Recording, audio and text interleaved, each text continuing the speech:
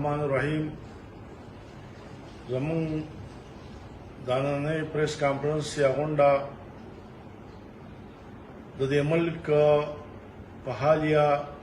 بارانونو باندې لکه موجوده چې کوم د ملک ډیر زیات بارانونه وشو د هغې سره ډیر زیات نقصانات وشو خاص کر غریزه علاقو کې سواد به واخلو دیر به واخلو چترال به واخلو کوهستان به والو شانګله به واخلو ازارا کوهستان به واخلو دا ټول علاقې بونیر چې کوم دی نو دا خاص کر متاثره شو ډیر زیات چې کوم دی نو زخمیان او مړي وشو مالی جانی نقصانات وشو د خلکو باغونه تباه شو فصلونه تباه شو موجوده حکومت نه زموږ دا مطالبه ده چې هغوی ته د هم مالی هم جانی چې کوم څومره نقصانات شوي د هغې معاوضې دې ورکړی شي او د هغې سره سره چې کوم دی نو د هغوی مکانونه چې کوم د چا غورځېدلي دي چې هغه دې دوباره سرنو تعمیر کړی شي او د هغې نه علاوه چې کوم دی لکه تاسو وکتله نو په ټول ملک کې چې کوم دی نقصانات شوي دي چونکې د پی ټی آی حکومت چې کوم دی په مرکز کې هم دی په صوبه کې هم دی نو د ټول ملک دی ازاله وشي د هغوی د نقصاناتو موږ دا مطالبه کوو د موجوده حکومت نه چې د هغوی دغه وکړی شي دا نقصانات دي چې کوم دی پوره کړی شي او د هغوی دی چې کوم دی نو پوره د هغوی همدردۍ دې وکړلی شي چونکې د اوسه پورې نن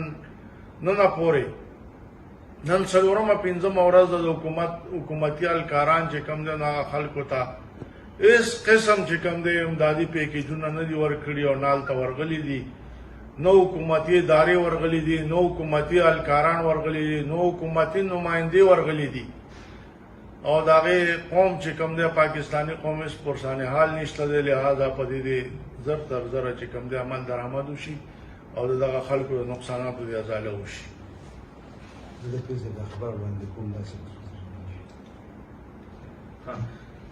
الله الرحمن الرحیم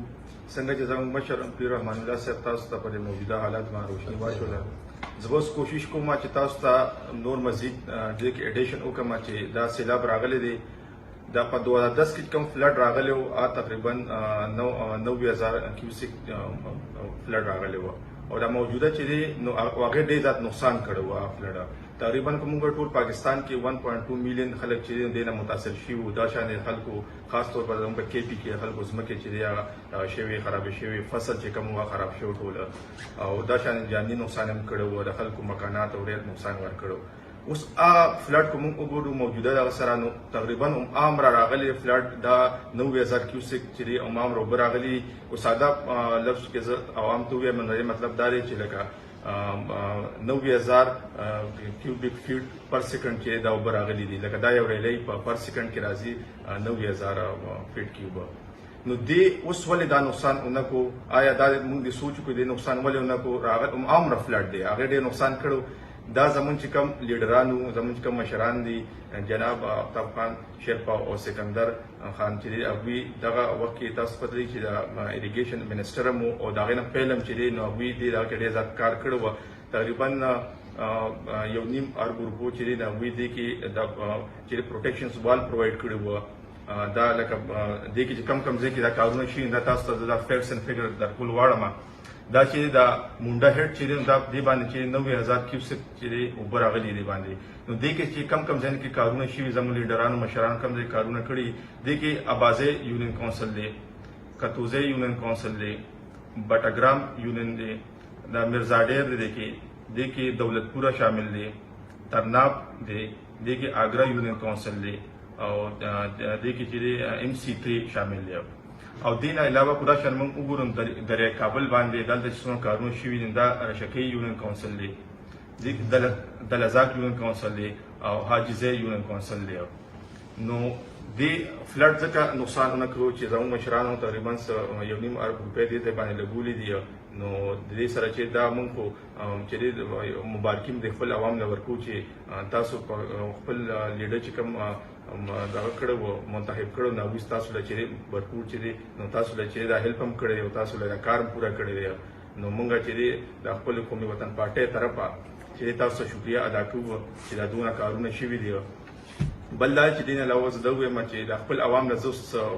ریکمنډیشن ورکول غواړم چې دا اوس کم ټایم دی نو ټوریزم نه تاسو له چاندې دغه کې پریزو کې زما ځکه چې لینډ سلایډینګ ډیر زیات کیږي تقریبا په کې پی کې 45 خلک چې دا ډیت شوي دي کیجوالټي شوي دي د لینډ سلایډینګ په وجه باندې دا چې زموږ په منځو کې څه کور راپورته پای کې څه ماشوم زخمی شوي دي نو تاسو دا مهرباني وکړئ چې